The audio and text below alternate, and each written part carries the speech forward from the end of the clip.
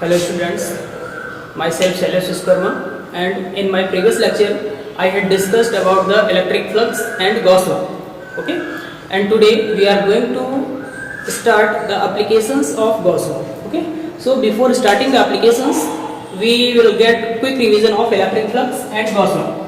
What is electric flux? The number of electric field lines passing perpendicularly from any surface is called electric flux. Okay, so electric flux can be represented as phi E, and the numerical value of electric flux can be calculated with the help of this formula, that is surface integration of E vector dot dA vector.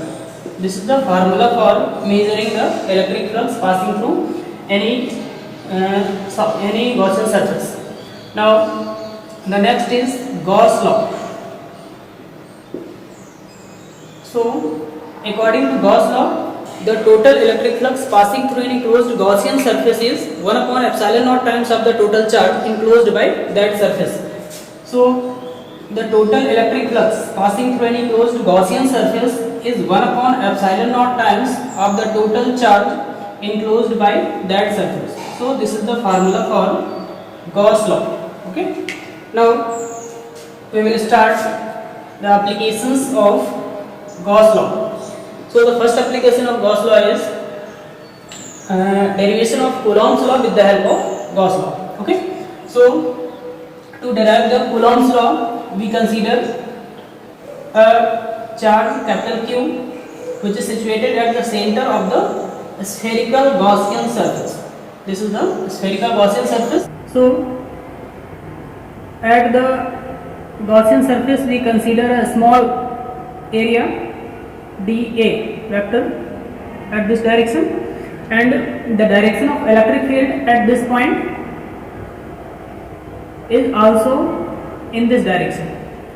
This is dA vector, and electric field is also in same direction, that is E vector. Now the distance of this point P from the center of the sphere is small r. So we will calculate the electric field at this point. Okay, so net electric flux passing through the spherical Gaussian surface. Spherical Gaussian surface is given by phi equals to surface integration of E vector dot dA vector. Okay. Now we will write it as surface integration of E dA cos theta. Then theta, angle between E vector and dA vector, is 0 degree. So we can write phi E equals to surface integration E dA. Okay. Now the electric field at the surface will be constant because the center charge is present in the center, and distance of the surface is r. So E into surface integration of dA. Now the value of surface integration of dA is total surface area of the sphere, that is 4 pi r square. So the value of surface integration of dA is 4 pi r square. Then phi E equals to E into 4 pi r square. This is equation 1. Now we use Gauss theorem. So by Gauss law,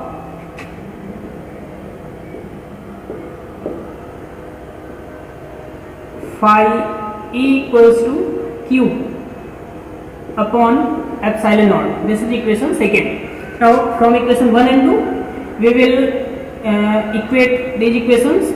So from equation 1 and 2 we will write Q upon epsilon naught equals to E into 4 pi r square. Then the value of E will be 1 upon 4 pi epsilon naught q upon r square.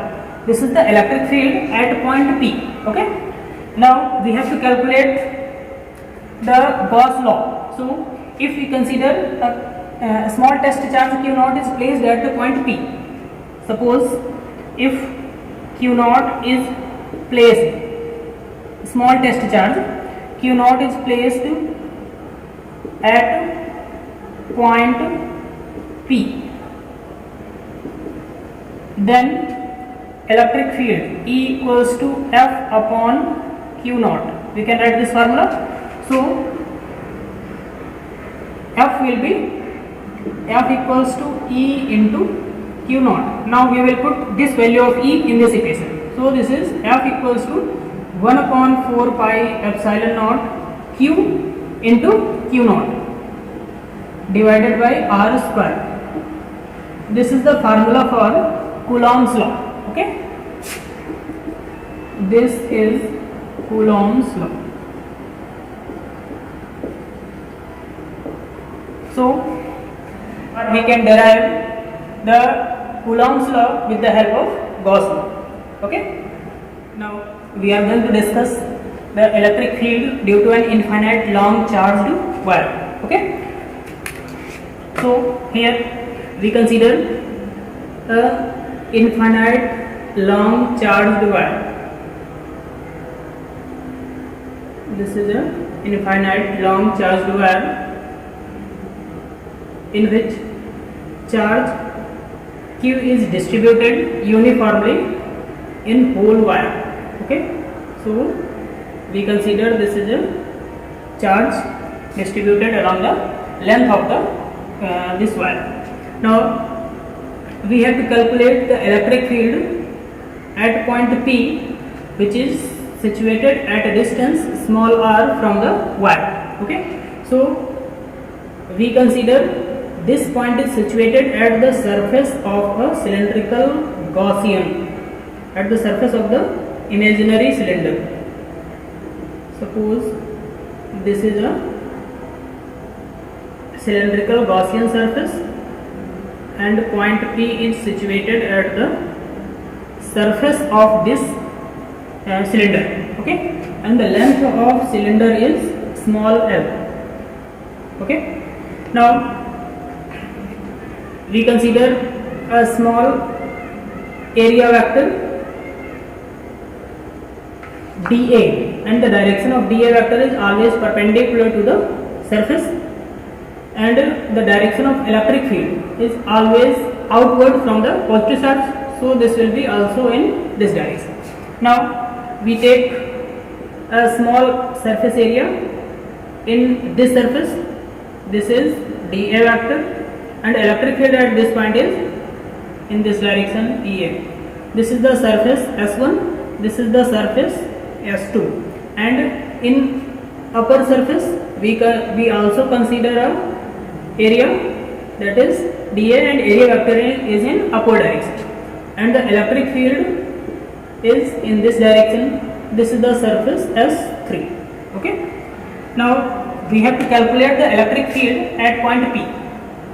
So we will apply the Gauss theorem. So before applying Gauss theorem, we have to calculate the total electric flux passing through this whole cylindrical Gaussian surface. So net electric flux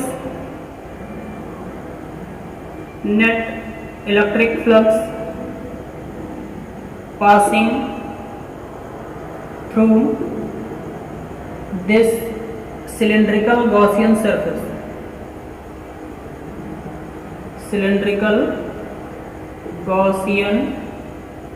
surface. Okay.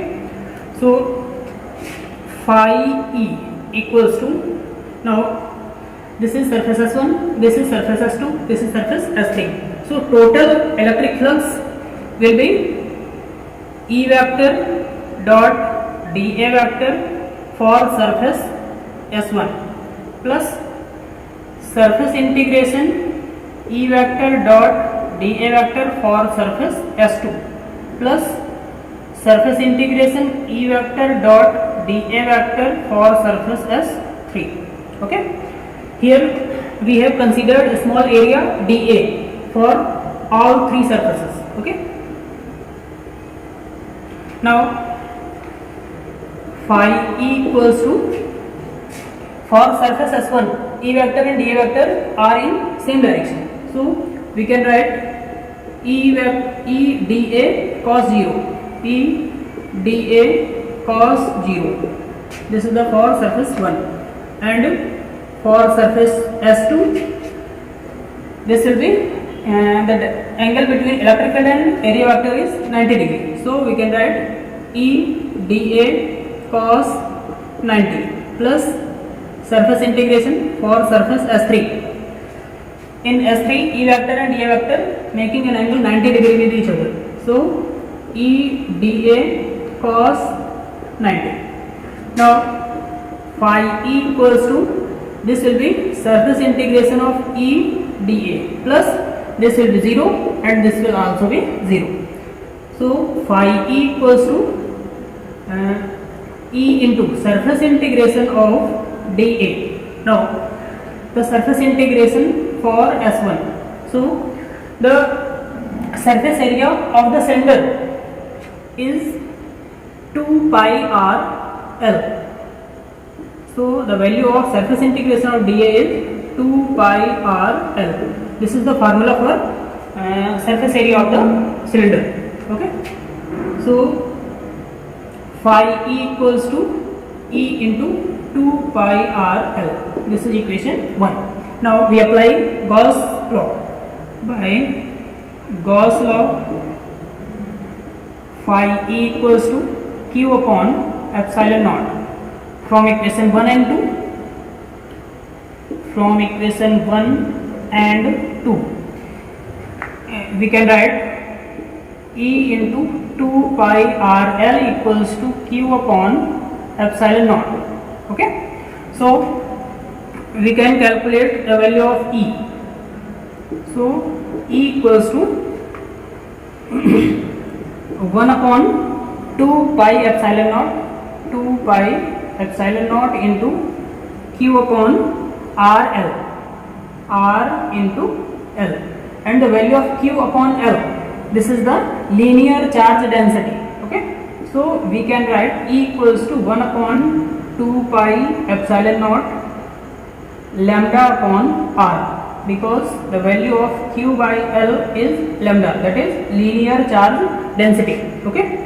So we will multiply in numerator and denominator by 2, because we have the value of 1 upon 4 pi epsilon naught, that is 9 into 10 to the power 9. So we will multiply numerator and denominator by 2. So this will be 1 upon 4 pi epsilon naught 2 lambda upon r. This is the formula for electric field due to infinite long charged wire. Okay. Now we are going to derive the formula for electric field due to uniformly charged infinite plane sheet. Okay. Now here we consider an infinite plane charged sheet.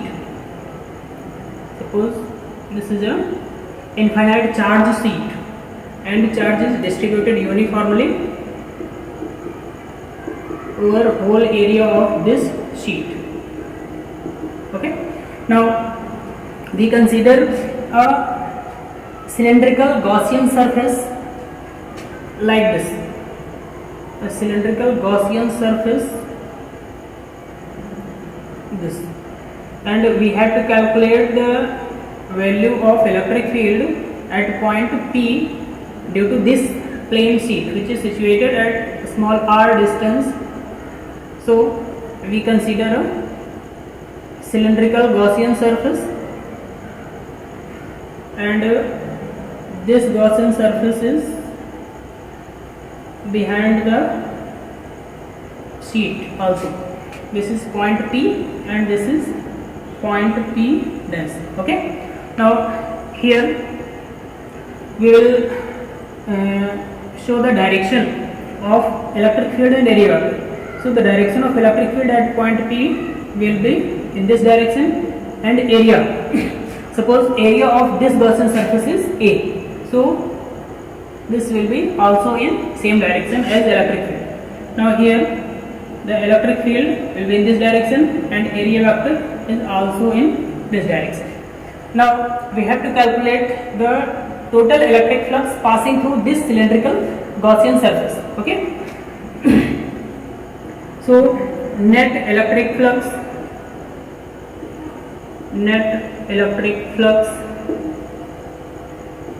passing through the cylindrical Gaussian surface. Okay, so this is phi E equals to, for this will be E vector dot A vector plus E vector dot A vector. Okay, so the direction of electric field and area vector are in same direction for both points P and P del. So this will be EA cos 0 plus EA cos 0 degree. This will be phi E. Okay, so the net electric flux passing through this whole Gaussian surface is given by 2EA. Okay, this is the equation 1. Now we will apply Gauss law. By Gauss law, this will be phi E equals to Q upon epsilon naught. Okay, so this is equation 2nd. By equation 1 and 2, we can write Q upon epsilon naught equals to 2EA.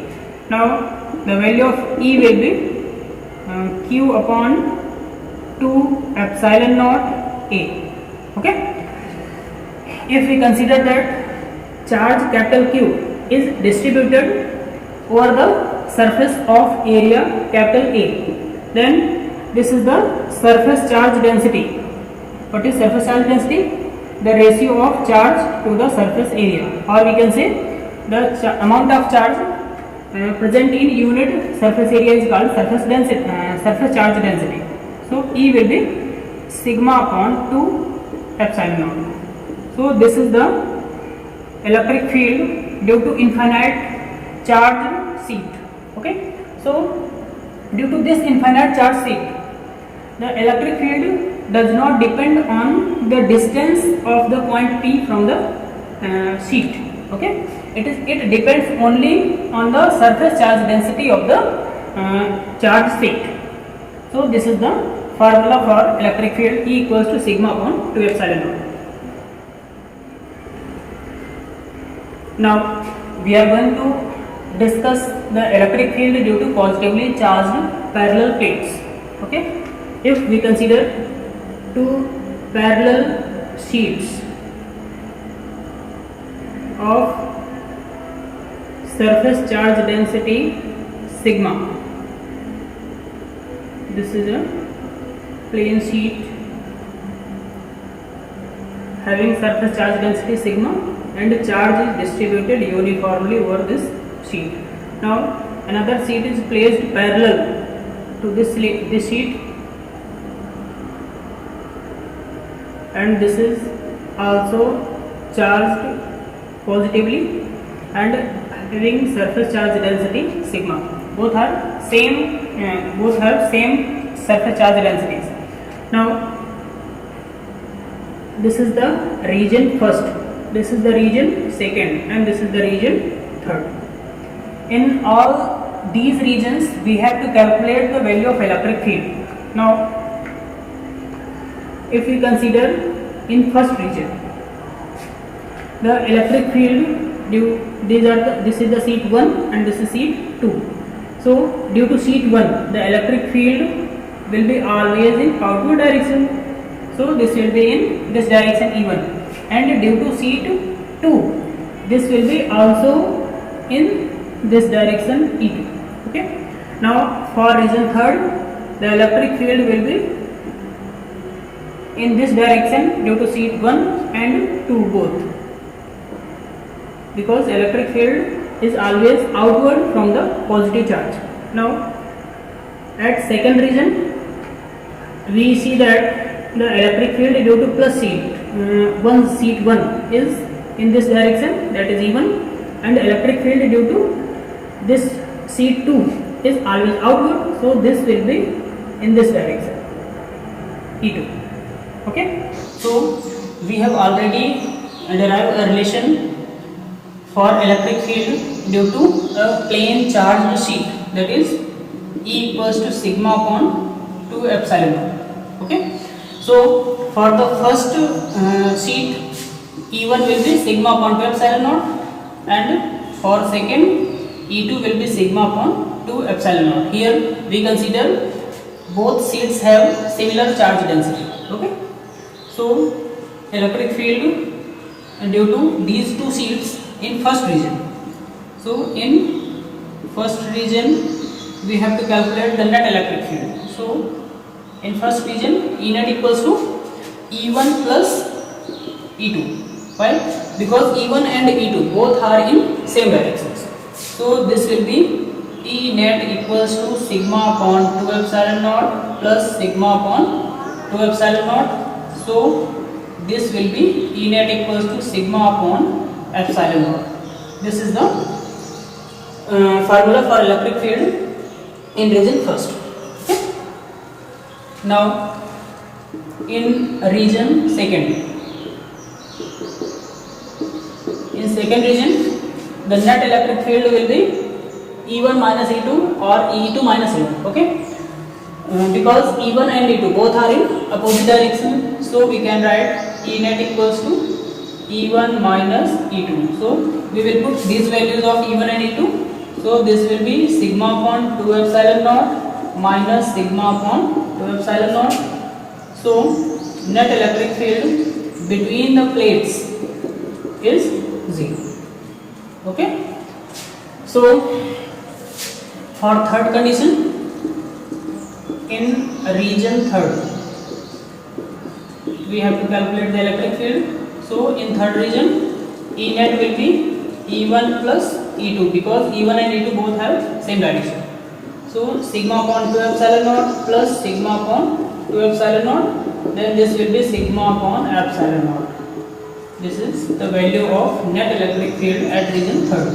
So we see here that the electric field at region first and at region third, this is similar, that is sigma upon epsilon naught for both regions, first and third. And in second region, electric field is 0. So this is the derivation for two positively charged plane parallel sheets. The next application is electric field due to two oppositely charged plane parallel sheets. Okay, so we consider two plane parallel sheets having opposite charge. Suppose this have plus sigma charge density and this have minus sigma charge density. Okay, so this is positively charged and this is negatively charged. Now we have to calculate the electric field in the region first, in region second and in region third. Okay, now in previous derivation we have discussed about the electric field due to plane charged sheet, that will be E equals to sigma upon epsilon 2 epsilon naught. Okay, so E equals to sigma upon 2 epsilon naught. So due to electric field due to sheet 1, electric field will be E1, and due to sheet 2, electric field will be E2, that is also sigma upon 2 epsilon naught. Okay, now in region first, we have to calculate the net electric field. So we see that in first region the electric field due to this sheet 1 is always outward from the sheet, that is E1, and due to minus negative charge the electric field will be inward, so this will be E2. Now in this region second, the electric field due to sheet E1 is E1 and electric field due to sheet 2 is E2. Both are in same direction because E1 is outward and E2 is inward due to negative charge. Now for the third region, electric field due to plus sheet, this is outward, and electric field due to minus sheet, this is inward E2. Okay, so these are the directions of electric field at regions first, second and third. Now we have to calculate the electric field at region first. So net electric field will be, these are opposite in nature, so this is opposite in direction, so E1 minus E2. Net electric field will be E1 minus E2. So E net equals to sigma upon 2 epsilon naught minus sigma upon 2 epsilon naught. So net electric field will be 0. So in the first region there is no any electric field due to two oppositely charged parallel plates. Now in third region, sorry, in second region, in region second, the net electric field E net equals to, this will be E1 and E2 both are in same direction, so E net equals to E1 plus E2. Now E net equals to, this will be what? We will put the value of E1 and E2, so this will be sigma upon 2 epsilon naught plus sigma upon 2 epsilon naught. So E net equals to sigma upon epsilon naught. This is the formula for electric field between the two oppositely charged parallel plates. Now in region third, in third region, net electric field will be E1 minus E2 because both are in opposite directions. So E net equals to sigma upon 2 epsilon naught minus sigma upon 2 epsilon naught. So E net will be 0. Okay. So if both plates are in opposite charge or both plates are oppositely charged, then the electric field in region first and third will be 0, and electric field between the plates will be sigma upon epsilon. Okay. So this is sufficient for today, and in the next lecture we will discuss some other applications of Gauss law. Okay, like electric field due to spherical cell, electric field due to non-conducting or insulating sphere. Okay, so keep studying. All the best to all of you. Thank you.